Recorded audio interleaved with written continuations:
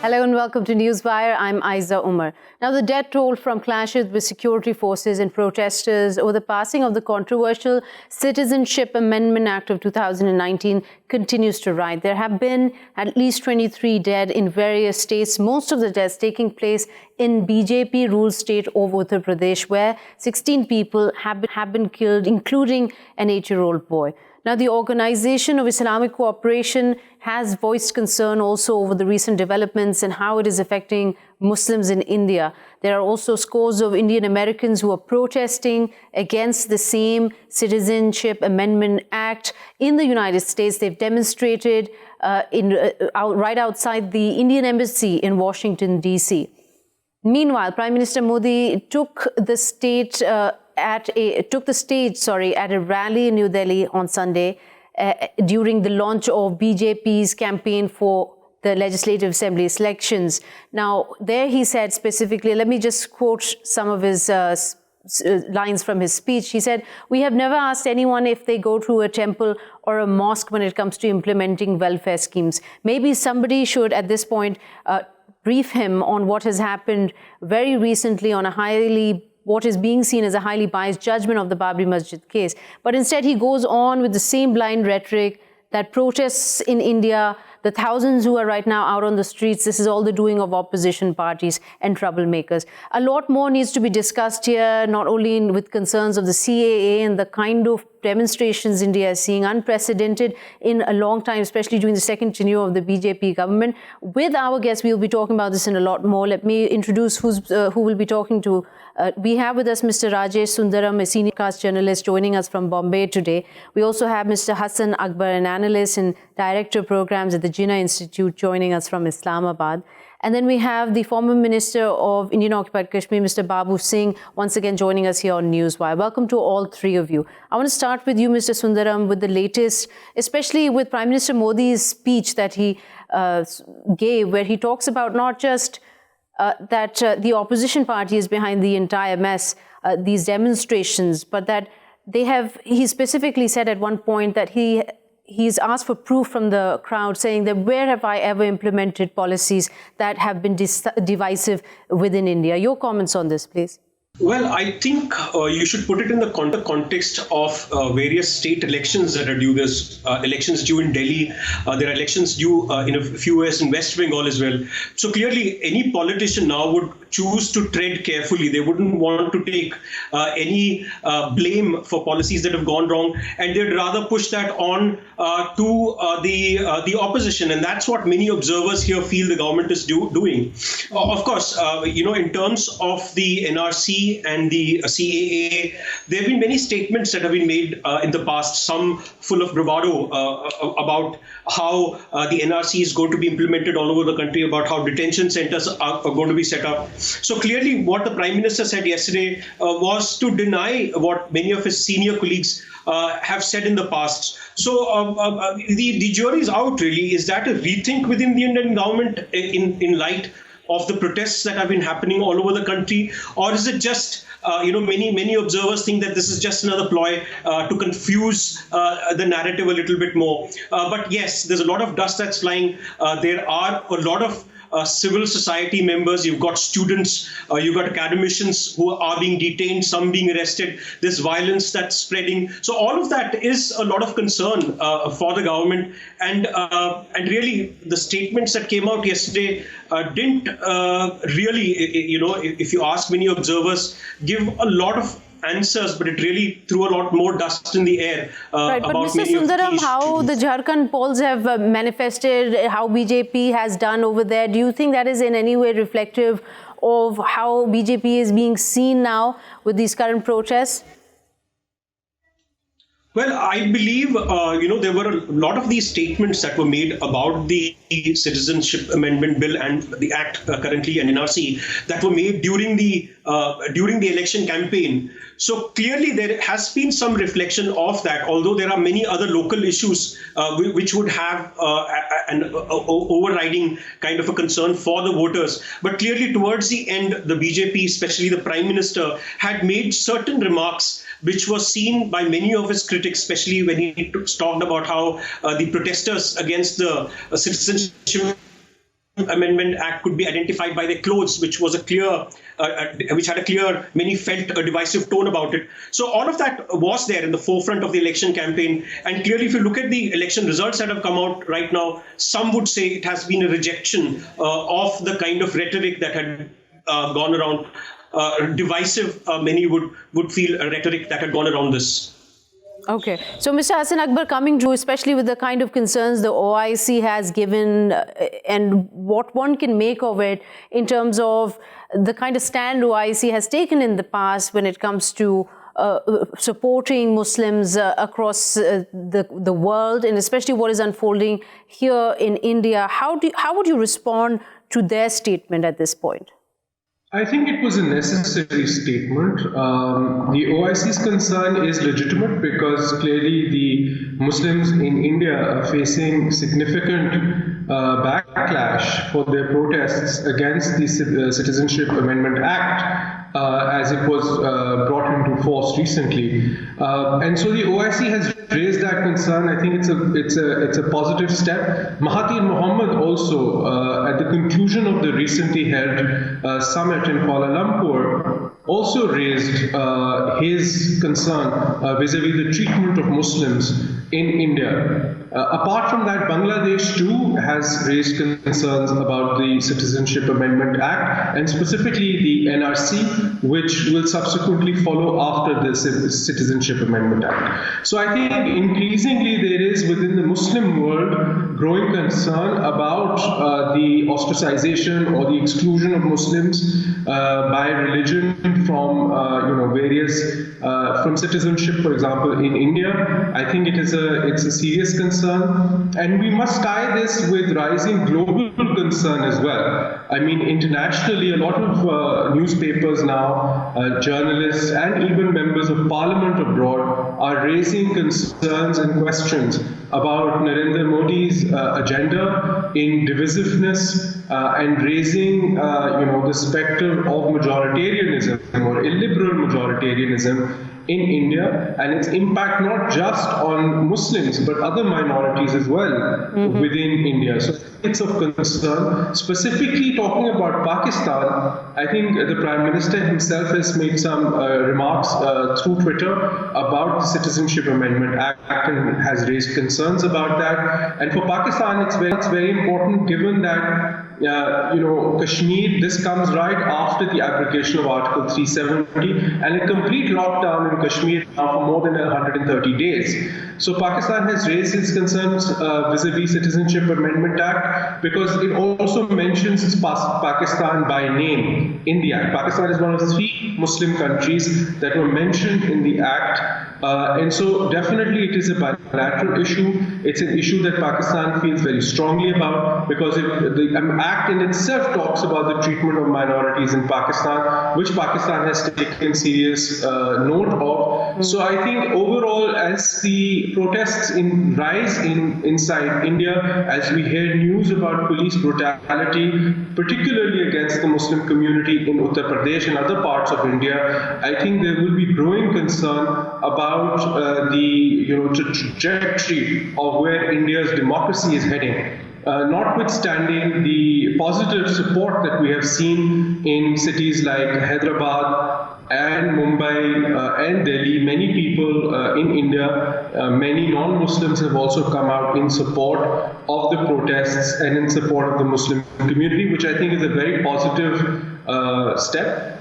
So we still have to see how this will pan out, but the situation is quite critical and it's growing in that direction. Okay. Mr. Singh, I want to bring you into this conversation with the question essentially over the confusion that a lot of people seem to have, especially those who support Prime Minister Modi's CAA bill, saying what is the problem that Pakistan has or any other Muslim state has about this bill, especially if they don't have any, do they want their Muslims to also have an option to seek refuge? There seems to be a complete misunderstanding. Help us understand from your perspective the protests where Indian Muslims are out on the streets along with their other people from other religions protesting against the CAA. What are their reasons and where do they stand? This is the Prime Minister Narendra Modi is misleading the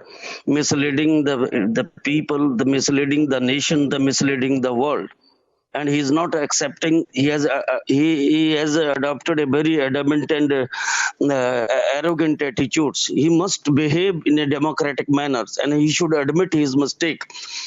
The move, the people, we understand it. What is this move is the part of their ultimate goal, the goal of Hindu nationalism.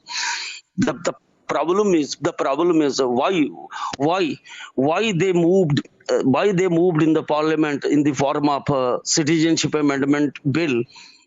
Why? Because the exercise of NRC in Assam, 14 lakh people out of 19 lakh people, they have excluded in the NRC list. They have included in the NRC list. They excluded it. So in order to protect them, they have moved this. Number one. Number second, this is not only the concern of the Indian Muslims, because this is contrary and this is the violation of the constitution. This is the violation of the a pluralistic spirit of India. Mm-hmm. This is a violation. Why they have selected 3 nations? Why have they classified the 6 religious sects? Why they excluded Muslims? Why? Mm. This is a discriminatory. This is contrary to the spirit of India. Mr. Singh, that this sets them on a path where the Muslims of India become franchised now with a legal cover, now with a total okay from the government, with the NRC and now the CAA. The question is why they included Muslim in the list? Why they mentioned it? Why they selected only 3 nations? Why not all the neighboring countries? And why this erroneous classifications? Right. This is the objections. So, Mr. Sundaram, so there's also another concern here, Mr. Sundaram. While this disenfranchisement of Muslims is continuing here with the CAA, as the protests continue, the Indian government went ahead and said, well, the media, they put curbs on the media on covering these protests. Help us understand why that was necessary and to what end. Well, I don't think there's any disenfranchisement as far as any majority in this country is concerned. That has not happened yet. There are fears that they may happen. If the citizenship amendment bill is brought in and then a nationwide NRC happens. But that's very much in the realms of the future. That's what the prophets of doom are predicting. That's something that even the government is. No, but that's what the Home Minister Amit Shah said. He said that the NRC was successful in Assam, irrespective of the kind of financial burden and cost and the unprecedented need for it. But he said now we're going to implement it all across India, didn't he? I mean, it's not exactly sort of being predicted. This is what Amit Shah has said will happen across the board. The civil society in India is concerned about that, because if you look at the core of India, the secular fabric here is very, very strong. If you see the outpouring of people that is coming out across on the streets in my own state in Kerala, if you see the kind of lakhs of people who came in neighboring Tamil Nadu today, there were lakhs of people who came out on the streets. And those are not of any particular religion. They are people who are Hindus, who are Sikhs, who are Muslims, who are all marching the streets like brothers, because they know that there are constitutional guarantees for all citizenship, for all citizens in this country. There's no second citizenship and first class citizenship. Everybody is equal in the eyes of the law. That's how the Indian Constitution has meant it to be. Will the large majority of the people allow disenfranchisement of Muslims or any other minority? I think a wide majority of them would say absolutely not. That's something that's triggering the kind of things that are happening right now. Is there approval for the kind of police action that's happening in states like Uttar Pradesh? Most of them ruled by the BJP. Absolutely not. If you look at civil society, there's outrage. There are calls for protest every day, and that's what is happening right now. So as far as disenfranchisement is concerned, that's a fear in the future. As of now, that has not started happening. And as far as the statements that came from the Prime Minister yesterday, he is kind of trying to distance himself from Amit Shah as well, because these are things that have been said in Parliament by Amit Shah, which he's now claiming has not happened in terms of of the detention centers, in terms of the NRC being implemented, in terms of a roadmap for NRC. But to put things on record, of course, the model detention center code has been given out by the government of India. The detention centers have been set up, contrary to what the Prime Minister said. The NRC, the Home Minister Amit Shah has said, will be enacted all over the country. So clearly, but there's no law that has been brought in to do that. So some of it is rhetoric, some of it is ideological. I think the biggest law the biggest law that proves all of is that the CAA has turned from a bill to a law now. It's an act now, and even now the Chief Minister of Uttar Pradesh, Yogi Adityanath, went ahead and said that the government would recover these losses that have happened, public losses, because of protesters, and that CCTV cameras will be used to recognize those who are responsible, and a 4-member panel will be set up to assess the damage, etc. But when it comes to those who've been shot dead by the police point blank, an 8-year-old has been killed in these protests. The way the security forces have dealt with these protesters, no investigations team, either Prime Minister Modi or anybody else has come out and said that we will investigate and we will bring them to account for what they have done. No, that's absolutely wrong. I mean, if you see there's outrage in India, if you look at the responsible Indian media, there is an absolute outrage there.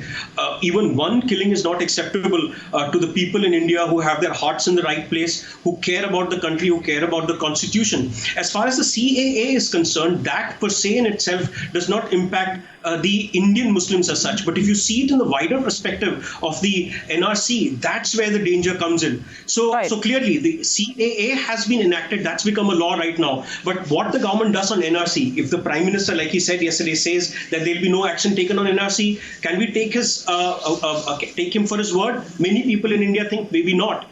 But we'll have to watch closely what happens. But I must tell you that we have a strong secular fabric in this country. I hear you on that. Mr. Sundaram, I hear you on that point. But the concerns are that with the way the government is proceeding, the kind of blanket ban we've seen in Jammu and Kashmir, or not just media coverage, but also communications and intense security and curfews. Now we're seeing that unfold. We've seen internet blocked across Delhi and across other cities for a few days. We've seen the government come out and said the media cannot cover these protests. Do you see where I'm going with this, right? There might be a secular India on the streets, but the person in charge there is doing its best to muzzle them. Yeah, but he is doing that, and there are protests on the streets. So that's not how democracies work. You cannot muzzle the media. You cannot, cut the internet. We are the largest democracy in the world, and I am ashamed that the largest number of hours or days of internet cut have happened in our country. But that's something that the people of India are out on the streets. That's part of the democratic process. More than the outrage internationally, if you see there's more outrage here in India. And also, to some level, the government would also have to recalibrate its policies, because they know that they cannot go on with, people protesting out on the streets, students being shot. So you're saying that the government needs to recalibrate its policies. Maybe Prime Minister Modi is already doing that, distancing himself from Amit Shah. Mr. Akbar, we're running out of time, but there are a lot of points to cover, especially from the international perspective, not just from Pakistan. What we are facing on the line of control, escalation, skirmishes, more people dying from either side, innocent civilians. But the way the world is perceiving that reaction, is this a distractionary measure from what is unfolding within its borders, and how Pakistan is moving forward in dealing with this? It's a serious concern. The situation along the line of control is particularly difficult right now. We've heard intelligence reports about movement of Indian troops and heavy mobilization along the line of control. There is a very real fear in Pakistan that with the slowdown in the economy, with the continuing lockdown in Kashmir, and now protests on the streets in India, that a nationalist, ultra-nationalist and Hindutva-focused fascist government of Prime Minister Narendra Modi may turn towards escalation on the line of control, or undertake a false flag operation to divert attention domestically as well as internationally from the troubles that his government is facing because of decisions by a BJP and RSS combined in Delhi. So I think this is a very serious concern. Pakistan is taking every measure possible to retaliate effectively along the line of control, but we must continue to be vigilant and we must raise international concern, particularly with the P5 and other countries that are allied with Pakistan, about the intentions of New Delhi vis-a-vis the line of control. Now, let me remind you that just 3 days ago, India's Home Minister Amit Shah, in a statement, mentioned that taking over Pakistani administered Kashmir, which is Gilgit-Baltistan and Azad Jammu and Kashmir, is on the agenda of Narendra Modi. Right. And he said that, like Article 370, we will do it very quickly and swiftly in the coming days. So this is a very real fear of growing escalation. And the international community must be aware of it. Pakistan will be within its right to defend. So it's not only this. I'm going to cut you short there, Mr. Akbar. Sorry. Mr. Singh, I'm coming to you. It's our last minute, very close. Quickly, if I may. Mr. Singh, not only is this line of control skirmishes in what you just heard Mr. Akbar mention about Mr. Shah's statement, it's not the first time this warmongering rhetoric has been given by senior leaders of the BJP government of taking back Pakistan's side of Kashmir. But what we just recently saw in the past 2 days, especially one of them was a Congress General Secretary, Ms. Priyanka Gandhi. She went and met one of those family members of the protesters who were killed, and she gave the statement to the media saying this is exactly what BJP government is good at, diverting attention from the real issues, and this is what their entire plan is. India's economy is in the doldrums, and this is one of those tactics. Do you see it that way? Do you agree with Ms. Gandhi that this is exactly what the BJP government wants? Partially, I do agree with the statement of Madam Priyanka Gandhi, but strategically, this is not their intention to divert the attentions, but there is a long-run strategy. The total ideopolitical line of RSS BJP is erroneous and faulty. Their fundamental outlook is to transform secular India into a fascist Hindu state, and all these internally and externally, the Indo-Pak confrontation they are using as a tool. Jammu Kashmir, the militancy or counter-militancy, right from more than 30 years, they are using as a tool. Internally, whether the issue of Ram Janambhoomi Babri Masjid, whether the issue of triple talaq, whether the issue of this NRC, or whether the issue of Citizenship Amendment Act, whether the issue of Common Civil Code, all are the part, a strategic part of their long strategy. There is a political long-run political goal. The goal is to convert this, you can say, secular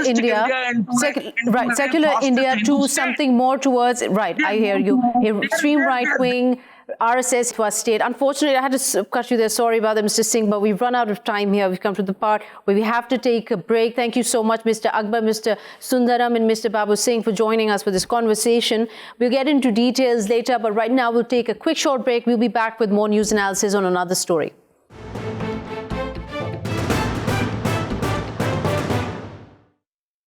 Welcome back. You're watching Newswire with me, Ayza Omar. Now, the preliminary results of Afghanistan's 2019 presidential elections are out. President Ashraf Ghani is leading with a little over 50% of the votes, and the chief executive, his main challenger, Mr. Abdullah, is trailing behind with just under 40% of the votes secured. However, Mr. Abdullah, in a press conference on Sunday, said that he refuses to accept the preliminary results and that he blames the Independent Election Commission.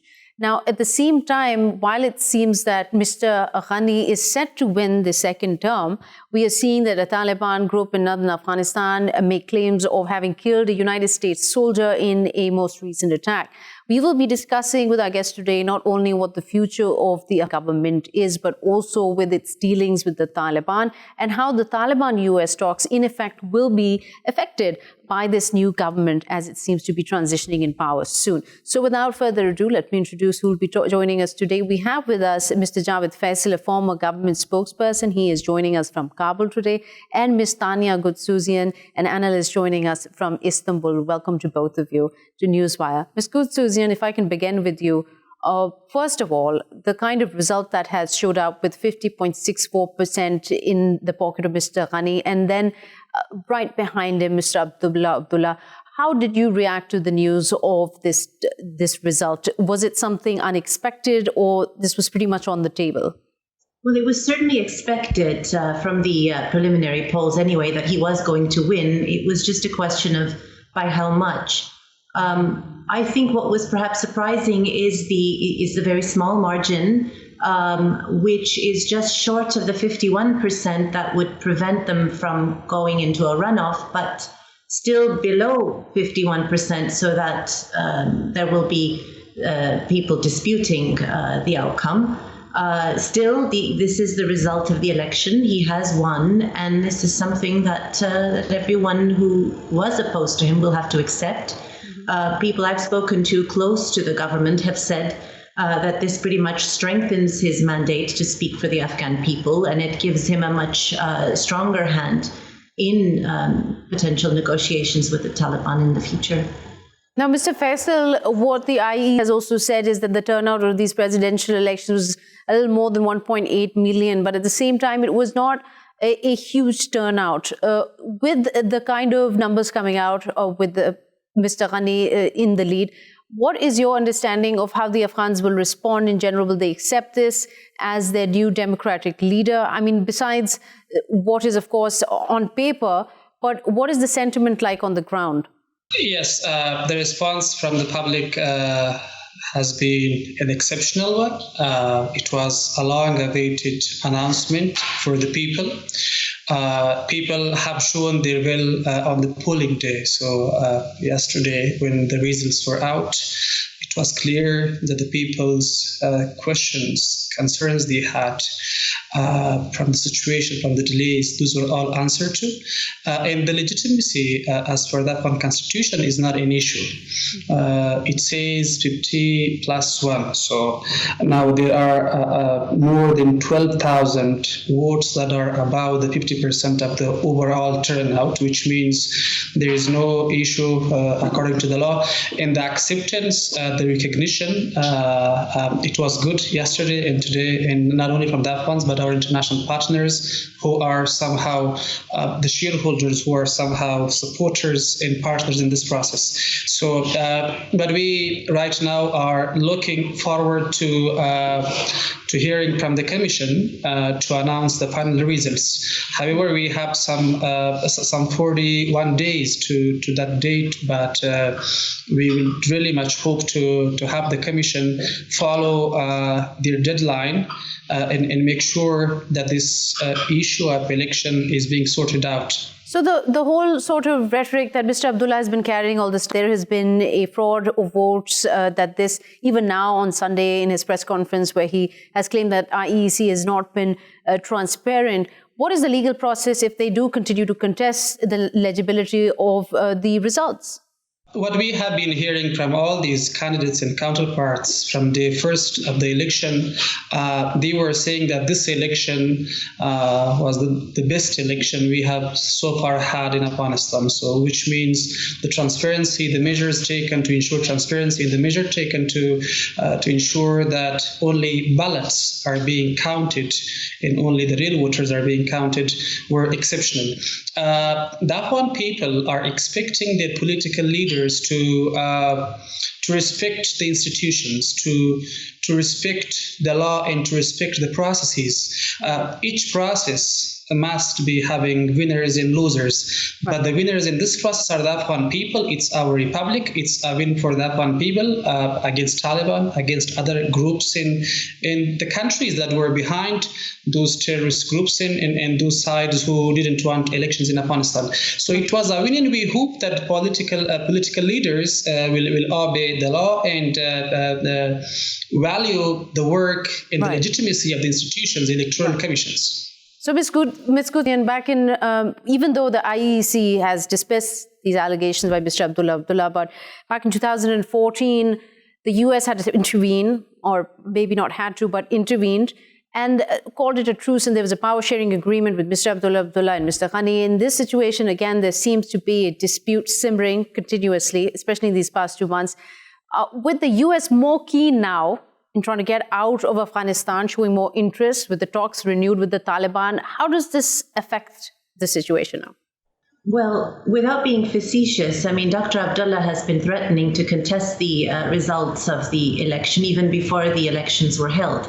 So it does not come as a surprise that he was going to kick up a fuss. That said, yes, you're absolutely right. The Americans are keen to withdraw. They haven't made a secret about that. Is the recent incident going to change things? Not really. As we saw, Donald Trump called off the talks or suspended the talks 3 months ago, but then they were back on track just recently. So these are, minor issues that are not really going to has changed is that the government of Ashraf Ghani has renewed its mandate, and it is at least according to a significant number of people, has a much stronger position right now. They can say, well, the Afghan people have spoken. They have re-elected me for another term, and this is what I plan to do. Since early last year, in fact, he has made overtures to the Taliban. He has called for unconditional talks. He has suggested that he would recognize them as a political party. He has offered to release prisoners. So he's there. He's ready to make those overtures. He's ready to make peace. So right now it remains to be seen how the Doha process is going to react to this. Whether this is enough to get the Taliban to acquiesce to recognizing the Afghan government as a partner for peace. Mr. Faisal, that is something that Mr. Ghani did campaign on for these elections as a state builder, and before the elections, as Ms. Goudsouzian pointed out, did offer to recognize the Taliban as a legitimate political party. But the problem here seems that conversation, that effort seems to be all very one-sided. And the kind of Kathua process, the way it is going, with nothing concrete yet, underlined, it seems like it's pretty much, again, the same thing. We're hearing about the same developments. What is your hope in terms of now that the new government is in place, democratically elected? Will the Taliban make any compromise on their hard stance in not recognizing Ghani's government? It's important for Taliban to try their best for the peace process in Afghanistan. Their discussions with the US will not be important as much as their discussions with the Afghan people. In the same time, it was very important for the Afghan people to have a mandate from the people and represent the Afghan people in the peace talks. So right now that we have elections results out, in a new government will be formed by the state builders electoral ticket. I think it's a very good opportunity for Afghanistan to seize and make sure that a dialogue with Taliban will ultimately be resulting in a peace agreement between the Afghan people and the Taliban. The issue we had earlier was that a government with no support from the people, a government with no mandate from the people, will not be a real representative or representation.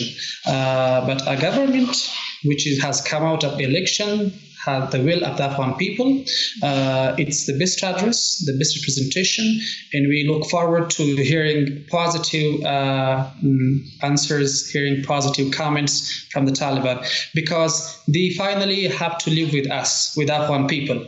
And the Afghan people are being represented by the Afghan government, not by Qataris, not by the Americans or others. So they have to talk to the Afghan government that does represent the Afghan people. Right. And Goudsouzian, with the kind of political and domestic drama that US President Donald Trump is involved in, I mean, he's impeached now with the 2020 presidential election campaign underway. And in the past few months, his foreign policy, if anything, has been very erratic. I mean, he's there in Syria 1 minute, he's not there, and then he's back. And now with the peace process, we saw the same. He called it off abruptly in September. Is there any risk that he might be running out of time and cannot wait, and might be the 14,000 troops on the ground in Afghanistan might be making an exit way too soon? Because there doesn't seem to be any establishment of a ceasefire. We just saw another US soldier killed in the past 24 hours by the Taliban. We're very happy to take responsibility there. I think actually President Trump has been pretty consistent with his policies. Since the days when he was campaigning for the presidency, he vowed to bring home the U.S. troops from wars that he has called dumb and endless overseas. I think perhaps what he didn't consider was some of the backlash over the optics of sitting down with what is essentially an insurgent group that has attacked Afghan civilians as well as American military over the years. In fact, the fact that they speak to the Americans in Doha and continue to wage attacks against Americans and Afghan civilians indiscriminately has not played very well in front of American audiences. So this is where he had to suspend talks once in a while, but he resumed those talks again because, frankly, this is the policy the Americans want to pull out. Right. So this is not going to have much of an impact. Right. So, Mr. Faisal, coming back to you, while Ms. Goudsouzian says that Trump has been consistent in bringing the boys home, but what we've seen in the recent past week or so, the Special Inspector General for Afghanistan Reconstruction, those reports, those detailed documents talked about how clearly there is has been throughout a very big gap in understanding what their policy is, who's the enemy, how are they going to move forward.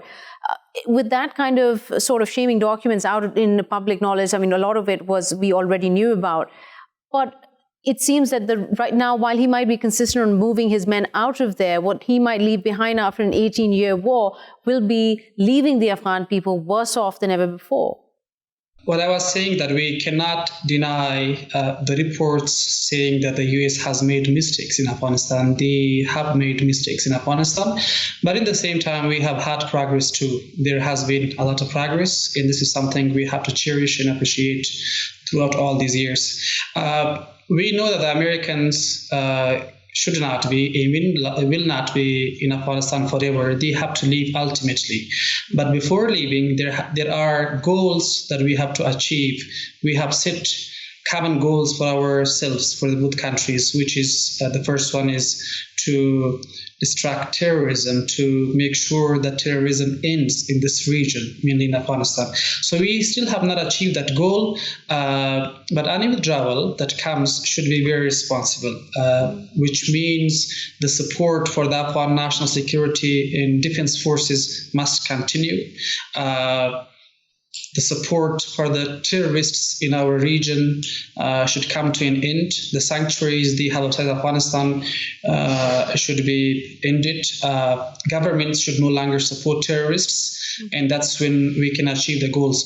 But this drawdown that is right now expected to happen, however, we still have no official confirmation from the US authorities, but there is something expected. This is not going to affect this mission that we have right now to a greater extent, because when President Trump announced his South Asia strategy, that's when he added 4,000 troops to the presence of the US troops in Afghanistan. So even if there is a decrease coming, it's something that was there in the past, right, not something new happening. But overall, the drawdown or leaving Afghanistan generally on a total base, this has to be responsible to make sure that we achieve the goals and that we maintain the progress we have made. Right, maintain the progress you have maintained. And of course, it is dependent on how the Qatar talks continue forward. Well, we've come to the point where we have to sign off. Ms. Goudsouzian, Mr. Faisal, thank you so much for joining us for this conversation. We'll be seeing the rest of you tomorrow with more news and analysis coming your way. Till then, goodbye.